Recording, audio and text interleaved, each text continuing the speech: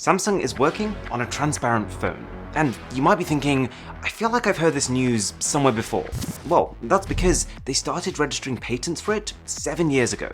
They registered more patents in 2018, and then again, literally a couple of weeks ago. All of this points towards one thing, that we don't know when it's coming, we actually don't even know if it's coming, but we do know that behind the walls of Samsung HQ, this is being worked on. Now, there's someone who's grown up watching a lot of sci-fi, where it's practically a stereotype of the future to have transparent displays and transparent phones. It is crazy to me that this isn't fiction anymore. Literally, last month, Xiaomi announced a transparent TV. You can go into their store, demo it, you could take one home if you like it. It is a real product. A device that can display a vibrant OLED picture, and then, when it's off, just disappear into a razor-thin sheet of glass. I mean, I say that, but I'll be the first to admit that this particular usage case is not a smart idea. I think a living room TV system is probably one of the top 5 worst use cases of a transparent display. Because you generally sit a TV in one spot and then never really move it, you're not going to notice the transparency unless you get up and walk around it. And because it's probably sitting in your living room,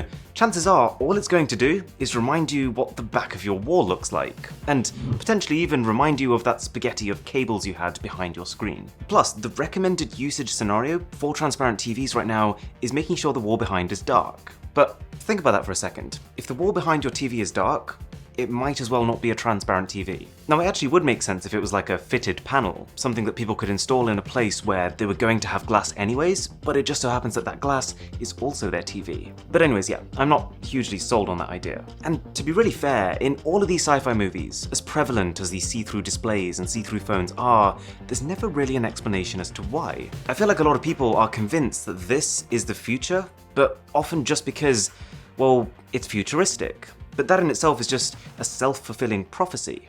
Yes, it's a screen protector. I'm gonna roll with it. So, is a transparent smartphone any better?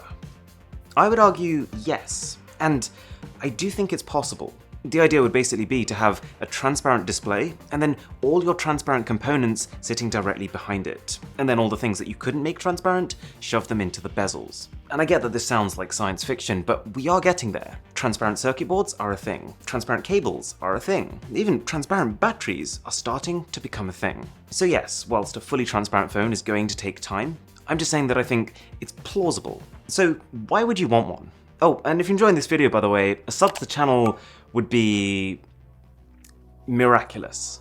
Now, there is already the very obvious perk of transparent is cool. And if you gave me a couple of hours, I could probably name you 100 products that are founded on this premise alone. But to be fair, I think with transparent phones, there is more to it than that. There's a minor safety benefit. People walk around the street staring at their phones. You could argue that if your phone is transparent, you'll at least have some awareness as to what's happening around you.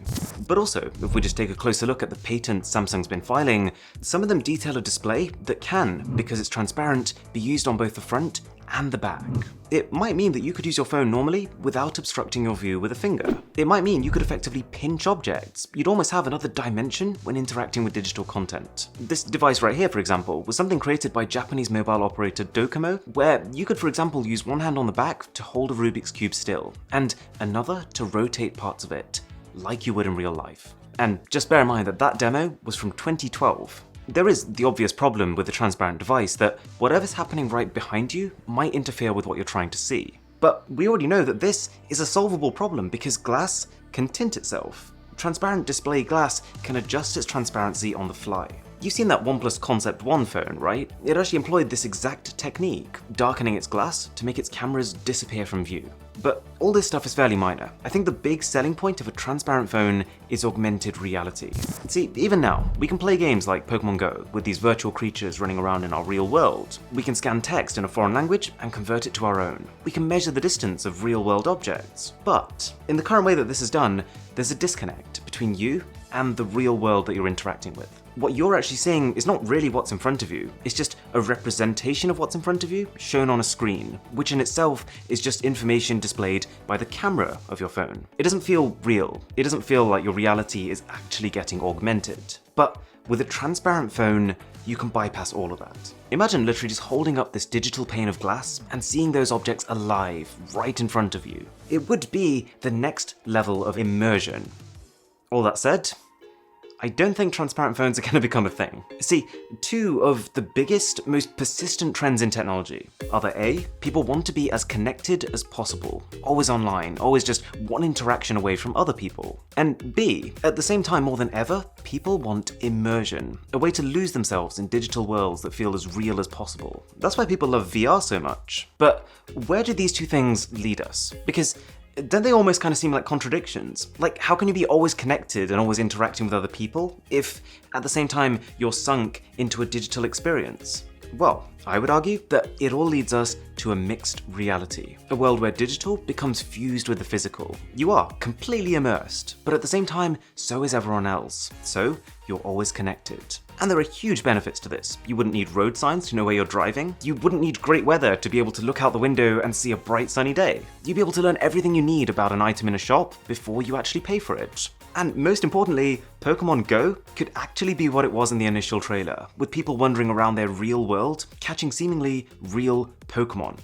That's the dream. And I do get that at the same time, this sounds just as terrifying as it is exciting. So if you do want a full video kind of delving into the meat of it, let me know. But what I think is that by the time we see this in real products that you can actually go out and buy, we'll be ready for it, and people will want it. So with all that in mind, yes, a transparent smartphone would be a step above a normal phone in immersing you into this digital world. But there's a competing product that would be 2 steps above. Augmented reality glasses. If the real world is merging with the virtual, then it makes complete sense for you to be able to access this through something you can wear, as opposed to something you have to hold. Instead of having to install a transparent display in my car, 15 in my house, and then 100 in my shop, it makes sense to just have one transparent display that can do everything. And it makes sense for that display to not be on a smartphone, but to be on your face. Plus, by the time a transparent phone is completely viable, I think we'll already be on our 3rd generation of AR glasses. So I don't think they'll even be given enough time to become a thing.